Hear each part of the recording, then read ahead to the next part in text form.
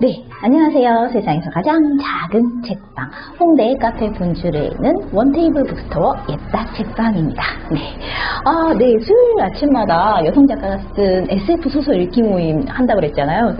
한 2편 올라오더니 왜 요즘에는 안 올라오지? 궁금해하시는 분들은 없으셨죠?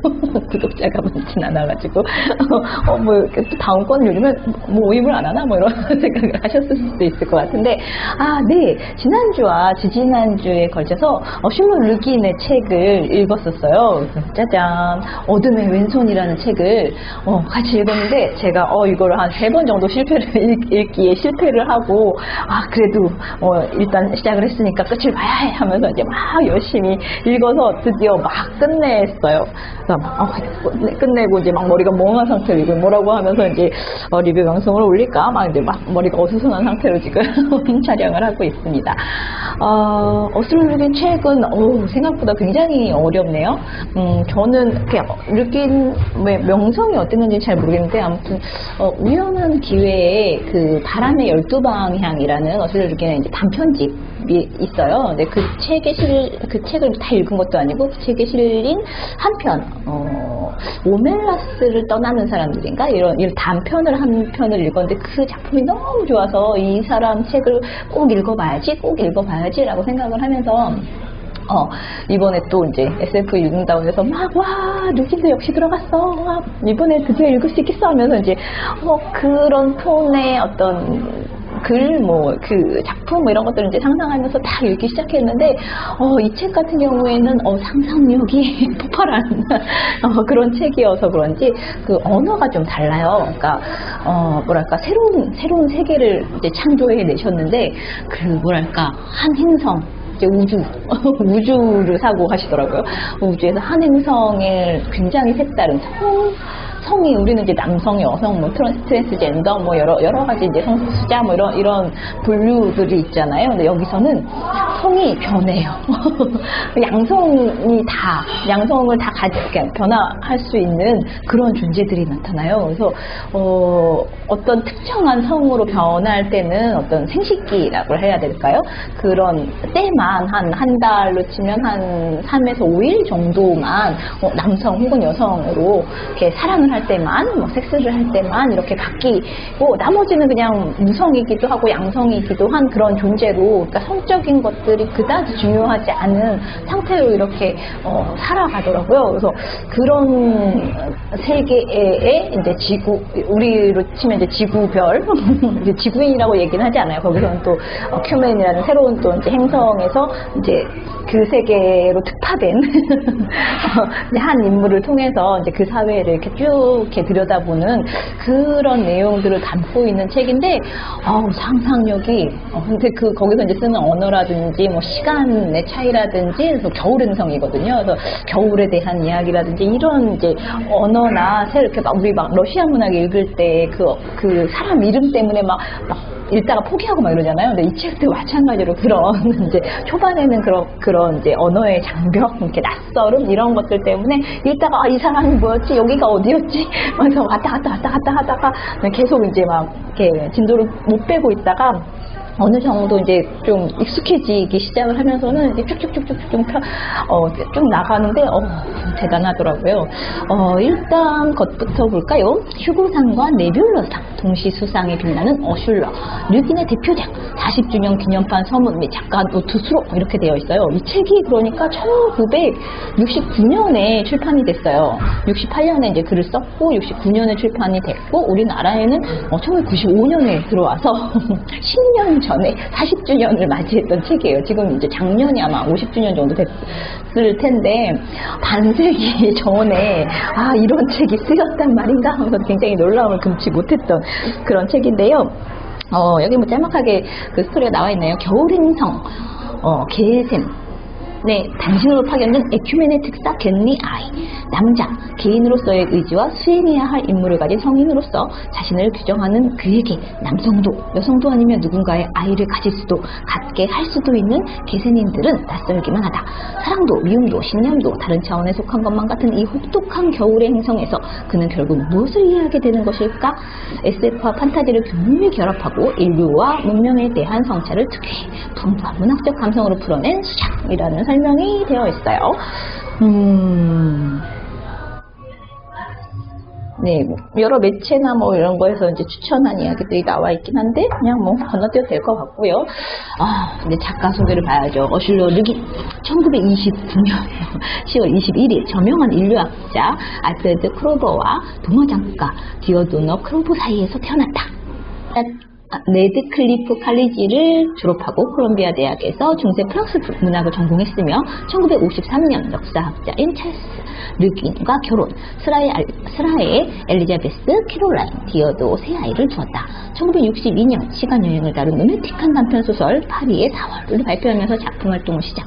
현재까지도 왕성한 작품 활동을 펼치고 있다라고 되어 있지만 이게 몇 년이다? 이 책이 2018년 2월에 그 개혁 심판 3세로 발행이 된 책인데요. 돌아가셨죠. 네.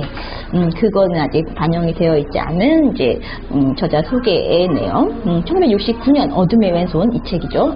슈고상과 네뷸러상 동시에 수상해 작가로서의 위치를 굳건히 했으며 1974년에 발표한 빼앗긴 자들로 또 한 차례 슈고상과 네뷸러상을 휩쓸었다. 1968년부터 시작된 어스시의 마법사 시리즈는 반지의 제왕, 나니아 연대기와 더불어 세계 3대 판타지 소설로 꼽힌다. 판타지와 SF는 물론 에세이집, 어린이책, 비평, 시에 이르는 폭넓은 작품 세계를 아우르는 작품 활동을 보여주고 있으며 SF 문단만이 아니라 미국 문학계에서도 높은 평가를 받고 있다. 10여 차례에 걸쳐 슈고상, 네뷸러상, 로커스상 등을 수상했으며 그 외에도 세계 환상 문학상과 카프카상 등을 수상했다. 평생토록 SF와 판타지 소설에 기여한 바를 인정받아 2001년 SF 판타지 명예전당에 추대되었으며 2003년에는 20대 그랜드 마스터로 선정되었다고 합니다. 대단, 이력만으로도 막 되게, 그래요? 다 낯선데? 이런 생각이, 들었었고요. 이거는 이제 40주년을 기념하면서, 이제 40주년이 됐을 때, 2008년 정도 됐겠죠. 그때 40주년 기념판에 붙여라는 또 서문이 또 별도로 존재를 해요. 이 책이 나왔을 때, 1976년 서문이 또 붙어 있고요. 근데 서문만 읽어도 사실은 굉장히 소설을 쓴다라는 게 뭘까? 이런 생각이 들 정도로 짜릿짜릿한데, 그 언어나 이 낯선 세계를 창조해낸 거잖아요. 소설가가 한 세계를. 그러니까 그 낯설음을 이렇게 딱 뛰어넘어서 계속 이렇게 이어가다 보면 이런 세계를 상상해서 하나의 이야기로 만들어낼 수 있는 능력이라는 것에 대한 어떤 감탄, 경외심 이런 것들이 느껴져요. 그래서 저는 예전에 글을 좀 써볼까 이런 생각들을 했을 때에 딱 포기하게 만들었던 한 작가가 이제 umberto eco의 이제 장래의 이름이나 이제 특구의 진자 같은 책들 보면 소설은 이런 사람들이 써야 되는 거구나 하면서 탁 하고 이제 저는 이제 이렇게 현실을 이제 직접적으로 이야기해주는 기자나 기사를 쓰는 사람이나 이런 쪽으로 이제 바꿨던 생각이 나는데 이언 SF 이쪽은 진짜 이언이를 보면서도 또 다시 그런 약간 경외감 같은 게 느껴졌던 그런 책이었어요. 이 책이 처음은 이렇게 시작해요. 나는 어릴 적 고향 행성에서 진리는 상상의 문제라고 배웠으므로 이야기식으로 이 보고서를 작성하겠다. 이게 이 책의 첫 문장인데 진리는 상상의 문제랍니다, 여러분. 내 마음을 이렇게 쳐놨는데 보시면 택들이 엄청 많이 붙었죠. 이거 다시 보지는 않겠지만 아마도 이렇게 줄 긋고 붙이고 이러고 싶은 곳이 너무 많아가지고 읽는 내내 참 즐거웠던 책인 것 같아요. 40주년 기념판에 라는 이제 서문이 먼저 이제 실려 있는데, 이 책에는 이렇게 써 있어요. 1976년. 이 책은 이제 68년에 써서 69년에 이제 출간된 책인데, 나는 서문 필요한가? 라는 에세이를 발표했다고 해요. 이 문장을 보면서도 되게 했거든요. 그렇지. 성이 필요, 불필요의 문제라고 생각해 본 적도 없고, 이런 질문을 던질 수 있다라는 것도 이 책을 보면서 굉장히 헉했던 그런 부분들이었는데, 그 에세이에는 내가 이 소설을 쓰면서, 어둠의 왼손을 쓰면서 겪은 몇몇 문제들, 내가 왜 이 소설을 이런 식으로 썼는가 하는 이유, 이 소설에 대한 독자와 비평가들의 반응이 담겨 있다고 해요. 근데 아직 우리나라에 이제 그 번역돼서 나와 있지는 않다고 하고요. 그리고 40년이 이제 지나고 나서 이제 이 작품에 대해서 이제 떠올리면서 서문을 쓰면서 이제 떠올렸겠죠. 그러면서 이제 쭉 이야기를 하기를, 40년이 지난 지금 그 과정에 대한, 이 책 작업을 했던 그 과정에 대한 내 기억은 애매하며, 또한 나는 그 기억을 전혀 믿지 않는다. 내가 그 과정을 최대한으로 재구성한 결과는 다음과 같다 하면서 이제 이야기를 해줘요. 처음에 계획했던 그 이야기는 잘 될 듯 했지만 내게 잘 와닿지 않았다. 나는 시작을 할 수가 없었다. 나는 뭔가 중요한 부분이 빠졌다는 것을 알았다. 어느 순간 나는 그 중요한 부분이 기생인의 성적 특성이라는 사실을 알게 되었다. 나는 그것을 아하하고 한순간에 계시처럼 깨달았다고 생각하지 않는다. 내가 회상하기로는 그 과정은 나이 밝을 때처럼 서서히 내게 다가왔다. 이미 내가 말했듯이 나는 배우는 것이 느리다. 이 앞에 앞서서 나는 페미니스트지만, 나는 언제나 페미니스트였지만 언제나 배우는 게 느렸다라는 그런 문장이 있어요. 확실한 점이 하나 있다. 그 과정이 찾아온 것은 내가 그것이 다가올 길을 준비했기 때문이다. 내가 생각한 혹독한 겨울의 세계는 독특한 면이 있는데 바로 전쟁이 한 번도 없던 세계란 점이다.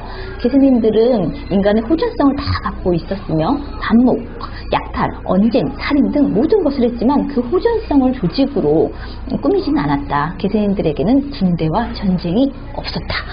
전쟁이 없는 세계를 상상하려던 내 마음은 남자가 없는 세상에 도착하게 되었다. 남자 자체가 없는 세상, 늘 남자인 존재, 자신을 증명하라는 존재가 없는 그런 세상에, 그런 세상을 상상한 결과가 이 책인 거죠. 그래서 전쟁, 왜 전쟁이었을까? 우리한테 전쟁이, 우리 세대라고 해야 되나? 우리 세대, 저보다 이제 아래 그런 세대들에게 전쟁이 그렇게 막 이렇게 친밀하다고 해야 할까? 가까이 와 있지는 않은데, 왜 전쟁이 없는 세계를 생각했지라고 생각을 하는 순간, 이 작품이 68년도에 쓰여졌으니까, 이때는 한참 이제 이렇게 아마 미국의 이제 베트남 파병, 2차 세계대전 이제 끝나고 나서 이제 우리도 이제 월남 이런 파병 이게 문제가 되기도 했지만, 하면서 이제 반전 운동이라든지 막 반사회 운동이라든지 이런 것들이 엄청나게 이제 막 떠올랐던 그런 시대잖아요. 그러니까 그때 이 작가는 이런 세계를 상상해냈구나. 그런 것이 없다면 어떤 세계가 가능할까? 이런 것들을 이야기를 했었어요. 그리고 96년도판 서문을 보면 이제 SF 소설에 대한 이야기들이 되게 많이 나오는데, 사람들은 흔히 SF, 그러니까 과학소설, 사이언틱, 픽션 이렇겠죠. 과학소설하면 외삽을 하는 소설이라 설명하고, 심지어 그렇게 정의하기까지 한다. 그래서 이제 외삽이라는 것은 변역에서 몇 개의 변수에 대한 함수값이 알려져 있을 때 이를 바탕으로 변역 밖의 변수값에 대해 함수값을 추정하는 것이라고 되어 있는데, 여기서는 무슨 말인지 모르겠죠. 여기서는 과거의 사회를 통해 미래의 사회를 추정하는 것을 의미한다고 해요. SF 소설가란 지금 여기에서 일어나는 일들의 경향이나 현상을 취해 극적 효과를 위해 그것들을 정제하고 강화시킨 다음 미래로 확장하는 사람들이라고 여긴다. 흔히 이렇게 하면 이런 일이 일어날 거야 와 같은 예언이 나온다. 그리고 그 방법과 결과는 과학자들이 소량의 식품 첨가제를 오랫동안 먹으면 어떤 일이 벌어지는지 예측하기 위해 정제되고 농축된 식품 첨가제를 쥐들에게 대량으로 복용시키는 방법과 또 그로부터 얻은 결과와 무척이나 닮아있다. 결과는 거의 필연적으로 암으로 발전하는 듯하다. 외삽의 결과도 그러하다. 엄격한 외삽을 이용한 SF의 결과물은 대부분이 로마 클럽이 내린 결론과 비슷한 어딘가에 도달하게 된다. 즉 인간 자유의 점진적인 소멸과 모든 지상 생물의 멸종 사이 어딘가에 도착을 하게 된다고 해요.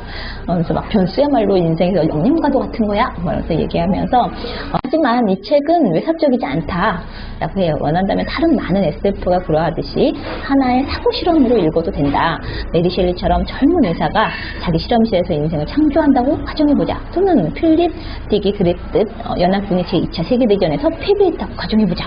혹은 이건 어떻고 저건 어떻고 라고 가정하고 무슨 일이 일어나는지 상상해보자. 그렇게 상상한 이야기 속에서는 현대소설 고유의 윤리적 복합성을 희생할 필요가 없으며 판에 박힌 진부한 결말을 꾸며낼 필요도 없다. 사고와 직관은 실험 조건에 의해서만 제한된 실로 광범위할 수 있는 경계 내에서 자유로이 움직일 수 있다.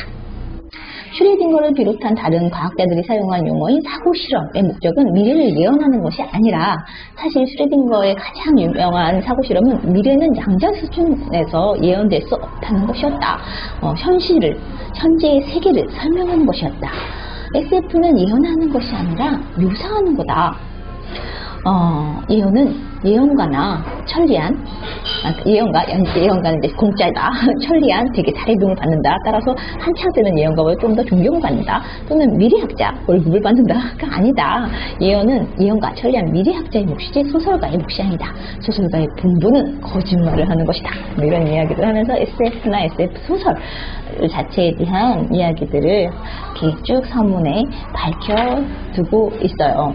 그러면서 모든 소설은 은유다. 그리고 SF도 은유다. SF가 기존 소설과 다른 건 우리 동시대 삶에서 커다란 지배력을 가진 것들, 즉 과학, 모든 과학과 기술과 상대주의적이고 역사적 견해들로부터 가져온 새로운 은유를 사용하기 때문일 거다. 우주여행은 이러한 은유 가운데 하나다. 대한사회나 대한생각도 그렇다. 미래 또한 그렇다. 소설에서 미래란 은유다. 이런 이야기들을 적어놓고 있어요.